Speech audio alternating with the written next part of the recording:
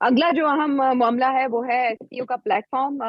इससे पहले हमने देखा कि भारत की वजह से सार्क का प्लेटफॉर्म पनप नहीं सका था। फिर साहब जयशंकर जो पाकिस्तान को इससे पहले टारगेट करते रहे और जनरल असेंबली सेशन में भी उन्होंने पाकिस्तान को नहीं बख्शा और कहा कि पाकिस्तान के हालात जो हैं वो बेसिकली कारमा है, पाकिस्तान को अपने इकदामात का ही नतीजा मईशत की सूरत में और अब मुल्क की हालात की सूरत में काटना पड़ रहा है। भारतीय मीडिया ने ये रिपोर्ट किया और भारतीय वजारत खारिजा ने भी ये बताया कि जो एससीओ समिट होने जा रहा है उसमें नरेंद्र मोदी साहब तो नहीं आएंगे, बावजूद उसके कि पाकिस्तान ने इनविटेशन दिया था, लेकिन जयशंकर साहब आ रहे हैं। तो वो पाक भारत ताल्लुकात जो 76 साल की निचली तरीन सतह पर हैं और लास्ट विजिट 2015 में सुषमा स्वराज साहिबा का हुआ था, उसके बाद ये कितनी बड़ी पेशरफ्त हो सकती है जयशंकर साहब का पाकिस्तान आना पाक भारत ताल्लुकात के तनाजुर में? देखिए, आपको याद होगा कि पिछले 2 दिन प्रोग्राम में मैंने पिछले हफ्ते ये कहा था कि मोदी साहब तो नहीं आएंगे मगर फॉरेन मिनिस्टर आएंगे। मेरा ख्याल है और वो ऐड कर लेते हैं। जी जी, मेरा ख्याल है और आपकी प्रिडिक्शन ऐड कर लेते हैं, जो आपने कर पेशगोई लें। की थी उसे शामिल करता है। जी मेरा ख्याल है वो खुद तो नहीं आएंगे बिकॉज दैट वो मेरा ख्याल है वो समझेंगे ये रॉन्ग सिग्नल जाएगा कि जी हम शायद तैयार हो गए हैं या हम कमज़ोर हैं तो इसलिए हो गए हैं। वो नहीं आएगा मेरा ख्याल है। मगर हो सकता है कि वो कोई डेलीगेशन भेज दें अपनी, मतलब स्टेट मिनिस्टर लेवल या इवन फॉरेन मिनिस्टर को भेज दें टू रिप्रेजेंट इंडिया। मगर क्या वो, बिकॉज उन्होंने पैगाम तो जो दिया है पहले उसी को बरकरार रखना है। तो I don't think Narendra Modi is going to come. वो अपनी शायद रिप्रेजेंटेशन भेज दें, बिकॉज वो बॉयकॉट भी नहीं करना चाहेंगे। बिकॉज डोंट फॉरगेट जब लास्ट मीटिंग हुई थी तो हम रिप्रेजेंटेशन हमने की थी। तो सिट साहब क्या समझते हैं, कितना बड़ा ब्रेक थ्रू है ये फैसला भारत का? नहीं, ये इतना बड़ा ब्रेक थ्रू नहीं है। हालांकि हम्म हमारी फॉरेन ऑफिस ने इसको ट्राई किया है इसको कि ये ब्रेक थ्रू नहीं है। जयशंकर साहब ने 2-3 बातें इससे कबल की हैं जी जो सोचना चाहिए कि उनका मतलब क्या है। एक तो बड़े हम्म हार्डलाइनर है। He is a very very big hardliner again. ये वहाँ इंडिया के अंदर जो 4-5 हार्डलाइनर्स हैं विज़ावी पाकिस्तान, उनमें से जयशंकर साहब भी एक हैं। ये हम्म इससे पहले इंडिया के एम्बेसडर रहे हैं टू द यूनाइटेड स्टेट्स, और अब इनको मेरे ख्याल 5 साल होने जा रहे हैं। हम्म शायद ज्यादा ही होने जा रहे हैं as foreign minister. So he is close to Narendra Modi. अच्छा, अब बात यह है कि इन्होंने ये 2 बातें कही हैं। जी एक तो इन्होंने ये बात कही है कि हमने जो काम करना था वो हमने कर लिया है, आई कश्मीर, और उसके ऊपर तो अब कोई बैक ट्रैकिंग या कोई बातचीत का कोई गुंजाइश नहीं है, वो तो फिनिश्ड है।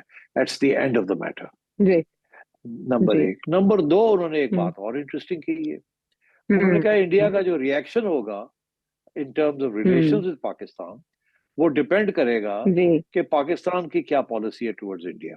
मतलब ये, और क्या उन्होंने फिर इसकी वजाहत भी की हम्म कि अगर पाकिस्तान टेररिज्म वगैरह बंद करता है तो वी विल रेसिप्रोकेट, और अगर पाकिस्तान और ट्रबल मेक करता है तो we will also make trouble.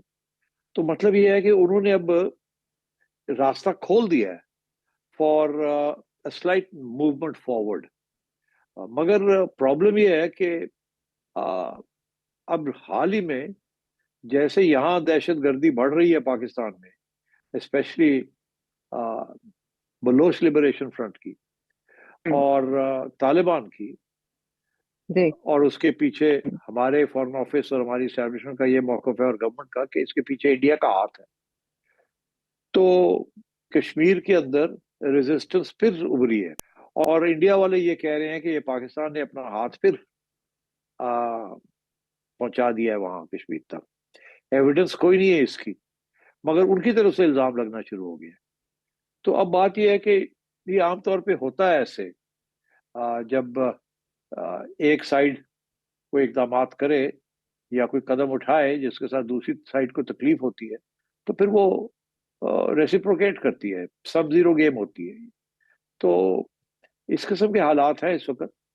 मैं नहीं समझता, जिस किस्म के हालात पाकिस्तान में है, बड़ी इंस्टेबिलिटी है इस वक्त, इन हालात में कोई नॉर्मलाइजेशन की तरफ बढ़ सकते हैं। अच्छा सिटी साहब, एक अरसा से ये कहा जा रहा है कि जैसे ही मुस्लिम लीग नून हुकूमत में आती है तो भारत के साथ ताल्लुकात की जो कोशिशें हैं वो तेज हो जाती हैं। आपको याद होगा इसहाक डार साहब भी लंदन पहुंचे थे तो उन्होंने गुफ्तगू की थी पाक भारत ताल्लुकात को मामूल पे लाने के हवाले से एफर्ट्स की, तब आपने एक पेशगोई की थी। बात बिल्कुल चल रही है, फॉरेन ऑफिस में भी चल रही है और स्टेक होल्डर से भी बात चल रही है और ग्रीन लाइट मिल गई है कि इसको आगे बढ़ाएं, हल्का हल्का करके आगे बढ़ाएं। अच्छा। इसको टेस्ट करें पानी को।